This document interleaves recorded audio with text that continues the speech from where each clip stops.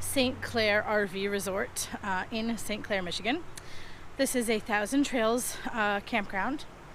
We thought we'd just give you a little bit of an overview of what the campground is like and what there is to do in the area.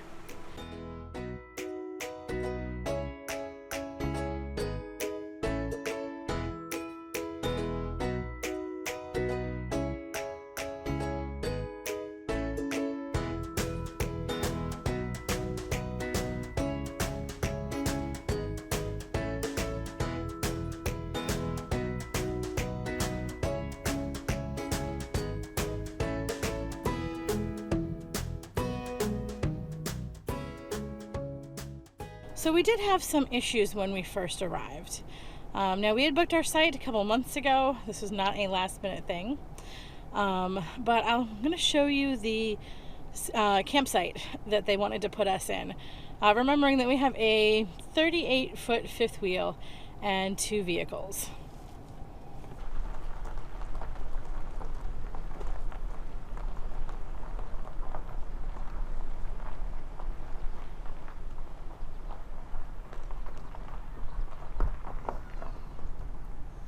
So this little site right here is where they wanted to put us.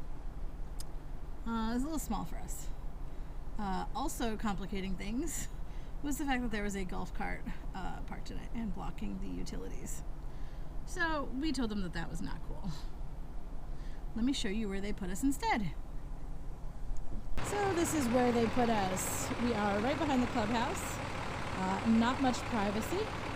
As you can see, there's a pavilion over here where pretty much every weekend day there are people having reunions or celebrations of some kind, which means that they often blocked us in, parked unreasonably close to where we had our dog's pen set up.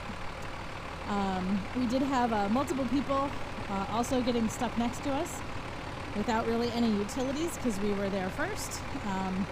And they were just people who were also not given a site like they were supposed to be given. Here is our front door. As you can see, the gate's down because we're almost ready to leave. But people would often just drive up right here and park while they were going to do the laundry, making it kind of awkward to get in and out of our gate. We certainly did not spend any time hanging out outside, given that there's no privacy, no picnic table, no fire ring. Not really the best site.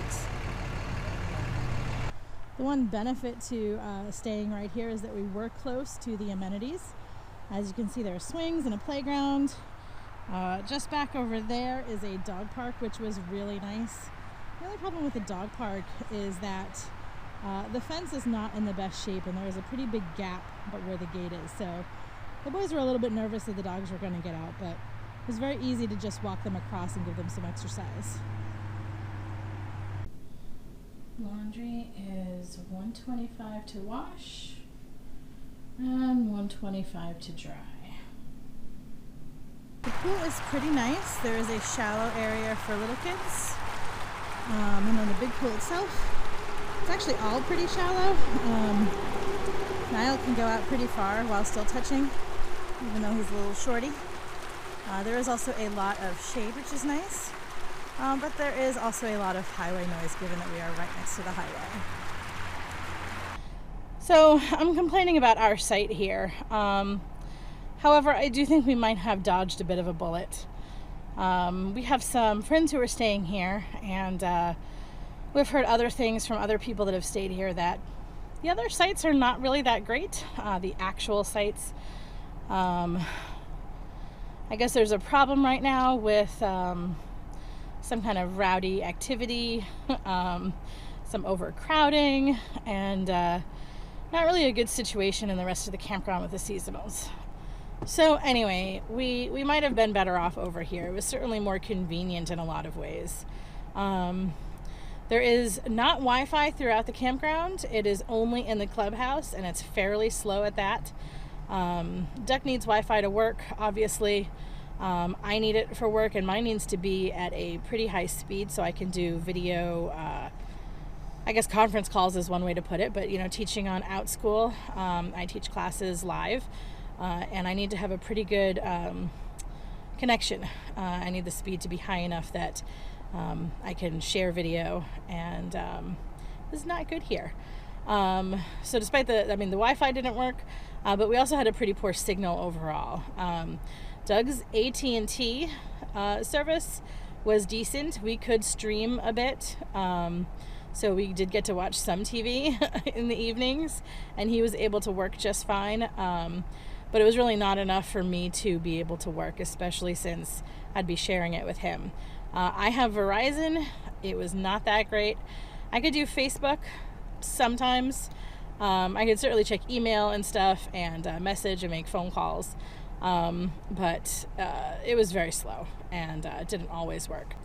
The kids have T-Mobile, and they also did not have good service. Theirs was probably a little bit worse than mine. Thankfully, the clubhouse Wi-Fi was pretty good to do what they needed, but it was kind of a frustrating 2 weeks here. I had to teach all of my classes out at a park nearby, which, well, it is nice to get out and go to the park. Teaching from home is not supposed to involve a commute time. I don't really enjoy teaching in the car. I would much rather teach at home.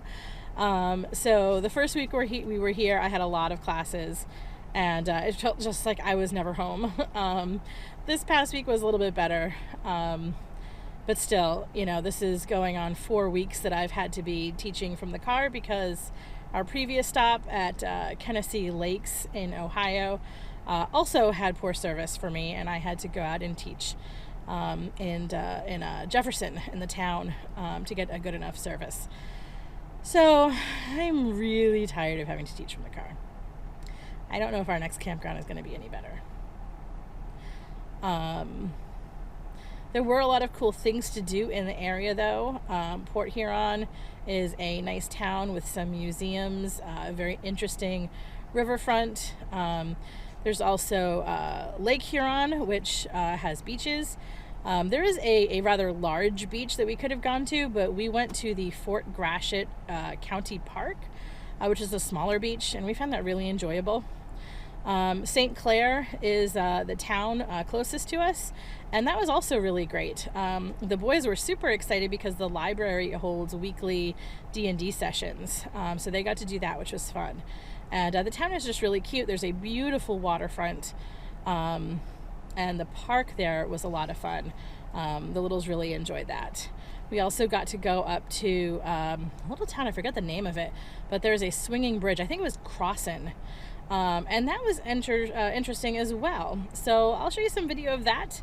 But otherwise, we are wrapping up our time here in St. Clair, Michigan, and we are off to Bear Cave Campground, which is in Buchanan, Michigan, on the other side of Michigan. So we'll show you what that's like in another 2 weeks.